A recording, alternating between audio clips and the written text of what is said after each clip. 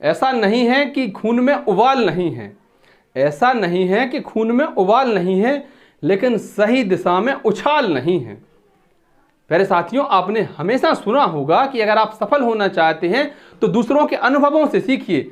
हम खुद पर प्रयोग करते रहे तो जिंदगी छोटी पड़ जाएगी, और ये सही बात भी है।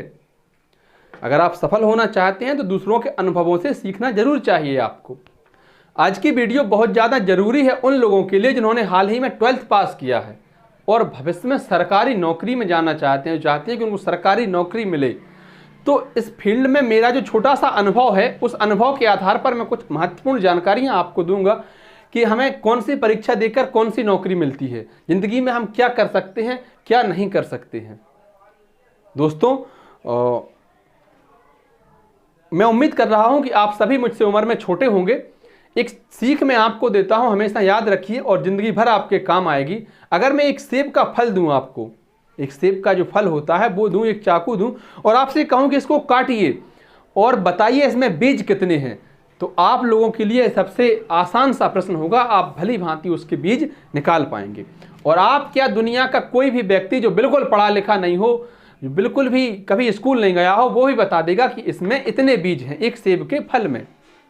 लेकिन अगर वही बीज मैं आपको दूं, उन बीजों में से एक बीज मैं आपको दूं और आपसे कहूं कि बताइए ये पेड़ जब, ये बीज से पेड़ जब बनेगा, बड़ा होगा, इसमें फल लगेंगे, तो बताइए कितने सेब के फल लगेंगे। तो कोई माई का लाल ऐसा पैदा नहीं हुआ जो ये बता पाए कि उस बीज से जो पेड़ बनेगा उसमें कितने फल लगेंगे। तो कोशिश कीजिए आप बीज बनने की, ना कि फल बनने की। फल हालांकि शुरू में देखने में अच्छा लगेगा, बीज इतना सा, फल इतना बड़ा, फल को तुरंत खा सकते हैं, बीज के लिए इंतजार करना पड़ेगा। लेकिन आप बीज बनने की कोशिश कीजिए ताकि भविष्य में आपको बहुत अच्छा परिणाम मिल सके। वीडियो को शुरू करते हैं प्यारे साथियों, और जो हम सबसे पहले देखते हैं वो UPSC. UPSC, union public service commission, इसको क्या हम थोड़ा और ऊपर लिख सकते हैं, UPSC, union public service commission. क्या आप जानते हैं जो आईएएस बनते हैं, जो आपके जिले में कलेक्टर होते हैं, वो इसी से बनते हैं। जो एसपी होते हैं, आईपीएस जिनको कहते हैं हम, इंडियन एडमिनिस्ट्रेटिव सर्विस या Indian police service, IAS, IPS या कलेक्टर, एसपी जो बनते हैं वो यूपीएससी की परीक्षा देकर ही बनते हैं। इसका पूरा नाम है यूनियन पब्लिक सर्विस कमीशन, संघ लोक सेवा आयोग। आप YouTube पर देखेंगे तो आपको ढेरों कहानियां ऐसी मिल जाएंगी जो आपसे कहेंगे कि उन्होंने सिर्फ घर पर रह के पढ़ाई की, उन्होंने कभी कोचिंग नहीं ली, किसी कोचिंग संस्थान के दरवाजे पर नहीं गए, उनके घर में खाने को नहीं था, उनके पास पहनने के लिए अच्छे कपड़े नहीं थे, किताबें नहीं थी पढ़ने के लिए, वो दूसरों से मांग कर पढ़ते थे। पर ऐसे कितने लोग हैं जो इस हालात में पढ़ सकते हैं, जो घर पर रह कर पढ़ सकते हैं। कुछ लोग आपको ऐसे ही मिल जाएंगे जो कहेंगे कि हमने सिर्फ 5 घंटे पढ़ते, 3-4 घंटे पढ़ लेते थे, न्यूज़पेपर पढ़ लेते थे, हो गया हमारा सिलेक्शन, और एयर फर्स्ट आई है, एयर 8 आई है, एयर 10 आई है, मतलब ऑल इंडिया रैंक भी अच्छी आई है। अरे वाह, आपको लगेगा कितना आसान है। आसान तो है, लेकिन इसके लिए आपको तपना भी पड़ेगा, आपको मेहनत करनी पड़ेगी। भाई साहब, अगर आप इस यूपीएससी की तैयारी कर रहे हैं तो मिनिमम आपको 10 घंटे, 10-12 घंटे तो आपको देना ही होगा, पूर्ण समर्पण। और ऐसा नहीं कि आपने नंबर ऑफ आवर्स गिना दिए, आपने घंटे गिना दिए कि देखिए मैंने 10 घंटे किताब खोल ली, अपने फ़ोन में वीडियो क्लासेस देखी या आपने टेस्ट सीरीज ज्वाइन करी और आपने वही गिना दिया कि देखिए मैंने 10 घंटे पढ़ाई कर ली है। इससे नहीं, आपको समर्पित होकर आपके दिमाग में उतना आना चाहिए, तो आपके लिए बहुत अच्छी चीज़ है यूपीएससी। अच्छी नौकरी मिलती है, सर्विसेज हैं।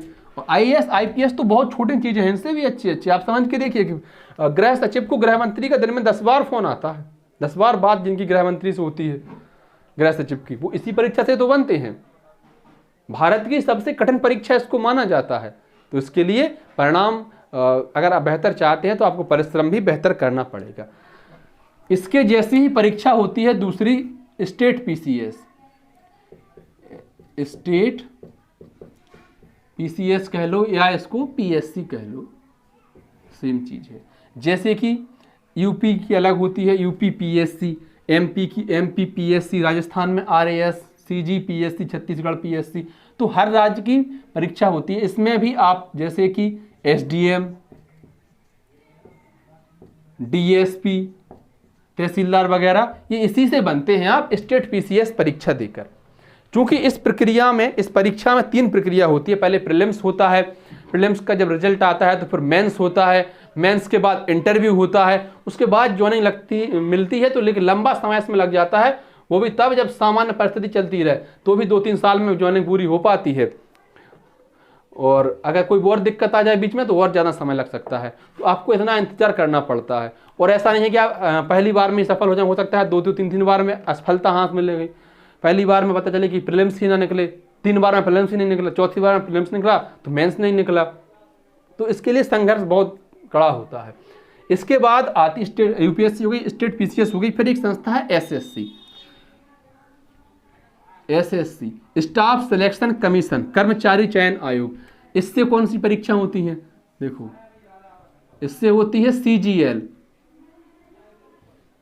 इससे होती है 10th +2, इससे होती है MTS, इससे होती है GD कांस्टेबल, इससे होती है CPO।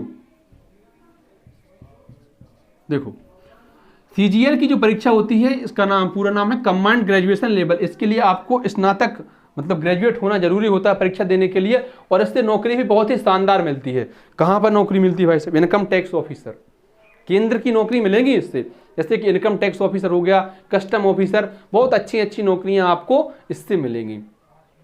ठीक है, 10th +2 में आपको LDC हो गया, DEO हो गया, LDC डाटा एंट्री, LDC होता है लोअर डिवीजन क्लर्क, और DEO होता है डाटा एंट्री ऑपरेटर। तो ये नौकरी आपको 10th +2, SSC 10th +2, इसके लिए आपको 12वीं परीक्षा पास होनी चाहिए। SSC की एक बात खासियत है कि इसकी वैकेंसी हर साल आती है, हर साल इसके एग्जाम होते रहते हैं।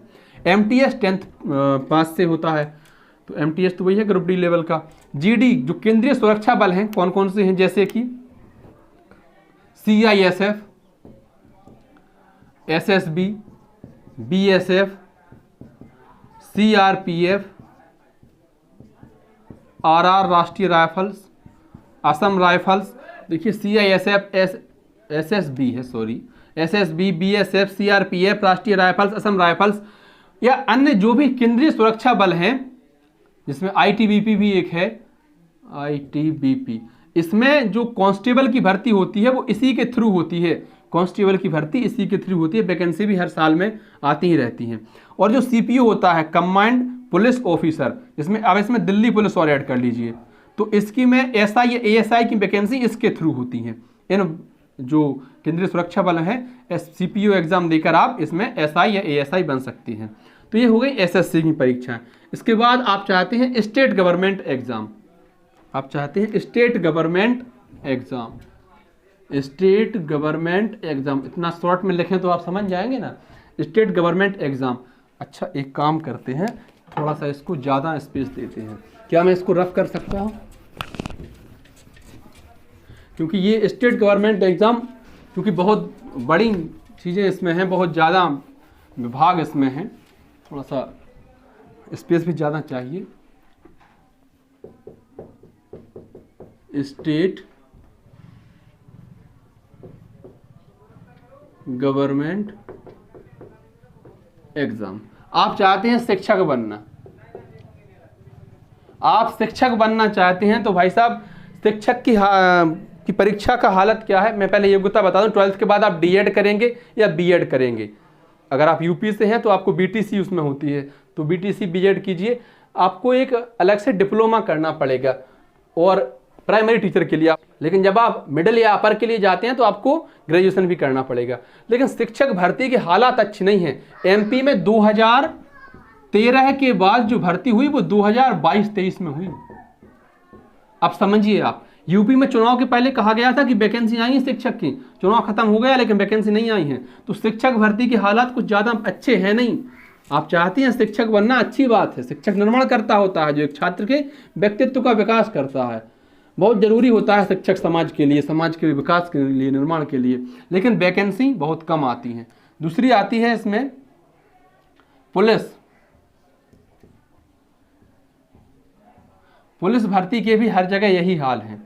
अगर आपका फिजिकल अच्छा है, आपको लगता है कि आप पुलिस में जाना चाहती हैं, तो पुलिस भर्ती का भी यही हाल है। MP में SI की भर्ती 2017 के बाद से नहीं हुई है।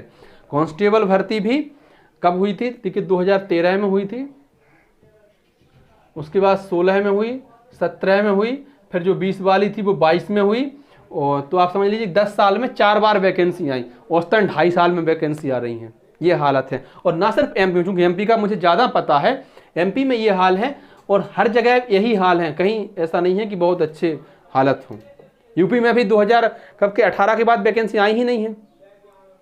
तो सब जगह यही हाल है पुलिस के, जो हम स्टेट गवर्नमेंट जॉब की बात कर रहे हैं। इसके अलावा और भी नौकरियां होती हैं, जैसे कि पटवारी। भाई साहब, पटवारी ग्रामीण स्तर का सबसे बड़ा अधिकारी होता है पटवारी, बड़ा इसका रुतबा होता है पटवारियों का। हालांकि पहले होता था, अब समय बदल गया, यार कोई जागरूक हो गया है, अब उतना भाव नहीं देते। पहले पटवारी को दद्दा कहते थे, पटवारी दद्दा है, गुरु खाट बचाओ। मतलब पटवारी का रुतबा ऐसा था। मैं एक कहानी आपको बताऊं। एक गांव में पटवारी जी गए तो कुत्ता उनके पीछे पड़ गया। अब पटवारी कभी इस गली में कभी उस गली में, कुत्ता पीछा ना छोड़े। तो पटवारी जी घबरा के चढ़ गए एक पेड़ पे और बोले, गुरु अगर तेरे पास 1 बीघा जमीन भी होती तो तुझे बताता मैं कि पटवारी क्या चीज होती है। तो पटवारी ग्रामीण स्तर का सबसे बड़ा अधिकारी होता है। पटवारी की वैकेंसीज भी बहुत कम ही आती हैं, ना के बराबर आती हैं। एमपी की अगर मैं आपको बात करूं तो 2017 में आई थी, 17 में ही तो आई थी, 17-18 में, 17-18 लिख ली थी। इसके बाद 2023 में वैकेंसी आई हैं। तो कितना, 5 साल का आप समझ लीजिए कि 5 साल का अंतर बहुत होता है। कब तक आप इंतजार करते रहेंगे। यूपी में भी यही हाल 2014-15 में हुई थी, फिर अभी हुई हैं, और बाकी सभी जगह भी यही हाल है। कहीं ऐसा नहीं है कि खूब बम्पर भर्तियाँ आती हैं, हर साल भर्ती आती हैं, रेगुलर भर्तियाँ आती हैं। जहाँ पर रेगुलर भर्ती नहीं आती है वहाँ समस्या होती है, खासकर उन लोगों के लिए जो गरीब परिवारों से आती हैं। वो कब तक शहर में रहकर तैयारी करें, कब तक वो अपने माता पिता से पैसे मांगें कि तैयारी करनी है, हमको पढ़ना है और पैसे दीजिए हमको। क्या करें, वैकेंसी आती ही नहीं है समय पर। इसके अलावा BDO, village development officer, forest guard, jail constable, ऐसी वैकेंसीज भी आती रहती हैं। तो गवर्नमेंट, स्टेट गवर्नमेंट एग्जाम जो होते हैं ये भी ठीक है। अगर आप इनकी तरफ जाना चाहते हैं तो इस तरफ भी आप समझ सकते हैं कि आपको कहाँ जाना है। लेकिन आप अपना एक लक्ष्य निर्धारित करके चलिए, आपका लक्ष्य निर्धारित होना चाहिए। इसके अलावा देखिए, आप रेलवे में जाना चाहते हैं, दुनिया का जो सबसे बड़ा संस्थान है कर्मचारियों का वो रेलवे है, इंडियन रेलवे। अगर आप चाहते हैं रेलवे में नौकरी प्राप्त करना तो रेलवे में तो बहुत सारे पद होते हैं। रेलवे में तो आप सीजीएल से भी जा सकते हैं, सीजीएल से मिनिस्ट्री ऑफ रेलवे में वैकेंसी निकलती है मंत्रालय में है। तो लेकिन यहाँ पर जो वैकेंसी बेसिकली आती हैं उनमें कुछ होती हैं, जैसे कि एक वैकेंसी होती है आरपीएफ, इसमें होता है एसआई और कांस्टेबल। आरपीएफ के बाद जो वैकेंसी होती है एक होती है एनटीपीसी,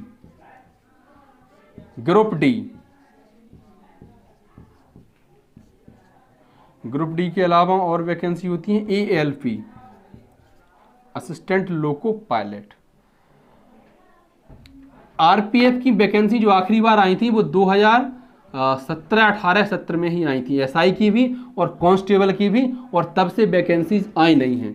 मेरा एक दोस्त है जिसको बड़ा चाव है आरपीएफ में जाने का, पर क्या करें, वैकेंसी ही नहीं आ रही है, एज लगी निकलने को। फिजिकल भी इसमें अच्छा खासा मांगा जाता है। एनटीपीसी, जिसमें आप बन सकते हैं क्या, टीसी, सीसी और स्टेशन मास्टर। तो बहुत अच्छी वैकेंसीज इससे होती हैं एनटीपीसी भर्ती से, लेकिन भर्ती कम ही आती हैं आमतौर पर। अभी हाल ही में भर्ती हो गई हैं जो कि 2018 सत्र की थी, 2022 में पूरी हुई। अब सोचिए आप, 2018 में नोटिफिकेशन निकला, 2019 में आया था, सॉरी 19 में नोटिफिकेशन आया, 2022 में भर्ती कंप्लीट हुई। अब आपको 3-4 साल अगर वेट करने की गुंजाइश है तो आप बिल्कुल इसकी तैयारी कर सकते हैं। ग्रुप डी का भी यही हाल है। पद हालांकि 1 लाख आए, लेकिन कब आए थे, 2019 में। 2023 आधी हो गई, आज भी इनके सभी लोगों को नियुक्ति पत्र मिले नहीं हैं। आज भी लोगों को अपनी नियुक्ति का इंतजार है। तो रेलवे के ये हालत है, समझ रहे हैं आप। एएलपी, असिस्टेंट लोको पायलट, इसकी वैकेंसी भी 2017 में ही आई थी, तब से एएलपी की वैकेंसीज नहीं आई हैं। तो मेरा मानना यह है, जैसे एसएससी की वैकेंसी हर साल आती है, स्टेट पीसीएस की लगभग हर साल आती है, हालांकि प्रक्रिया में समय लगता है। जब 2-3 चरण होते हैं तो समय तो लगता है। यूपीएससी की हर साल पेपर होते हैं, उसी तरह इनके भी हर साल वैकेंसी आनी चाहिए, चाहे कम पदों पर भर्ती हैं, लेकिन हर साल आनी चाहिए, जिससे युवा निराश नहीं होंगे कभी। लेकिन वैकेंसीज हर साल आती नहीं है। अब आप अपना लक्ष्य निर्धारित कीजिए और आप तय कीजिए कि आपको करना क्या है, किस दिशा में जाना है। सिर्फ मेहनत करने से कुछ नहीं होता है, आपको सही दिशा में जाना जरूरी होता है। मेरे प्यारे साथियों, अंत में मैं आपसे एक बात और कहूँगा कि देखिए, इस दुनिया में 800 करोड़ की आबादी है। अकेले 140 करोड़ से जाना तो अपने देश में हो गए। 800 करोड़ की आबादी इस देश में है, लेकिन किसी में भी आपके पास फ़ोन हो, इसमें फिंगर लगती है, अपनी बायोमेट्रिक कराए हुए यहाँ पे अंगूठा लगाती हैं। तो इस दुनिया में कोई भी दो व्यक्ति ऐसे नहीं हैं जिनके अंगूठे समान हों। ये छोटा सा अंगूठा, ये समान नहीं है लोगों के। अरे हमारे खुद के दोनों अंगूठे समान नहीं हैं। तो दूसरों की बातों में आकर अपना भविष्य निर्धारित मत कीजिए। अगर किसी से अंगूठे नहीं मिलते तो किसी से विचार कैसे मिल सकते हैं। आपको लगे कि बगल वाले ने 12वीं के बाद बीए कर लिया तो हम भी कर लेते हैं, वो एसएससी की तैयारी कर रहा तो हम भी करने लगते हैं, या हमारे दोस्त ऐसा कर रहे हैं तो हम भी वही करेंगे। नहीं, आप अपने आप से पूछिए कि आप करना क्या चाहते हैं, और जब आप अपने आप से पूछेंगे, आपको जो जवाब मिलेगा उसके आधार पर अगर आप भविष्य में चलेंगे तो इसका निश्चित ही आपको लाभ मिलेगा, फायदा होगा। धन्यवाद प्यारे साथियों। वीडियो आपको अच्छी लगी हो तो वीडियो को लाइक कर दें, अपने अन्य साथियों तक साझा भी कर दें, और इस भाई के चैनल को सब्सक्राइब जरूर कर दें। बहुत बहुत धन्यवाद।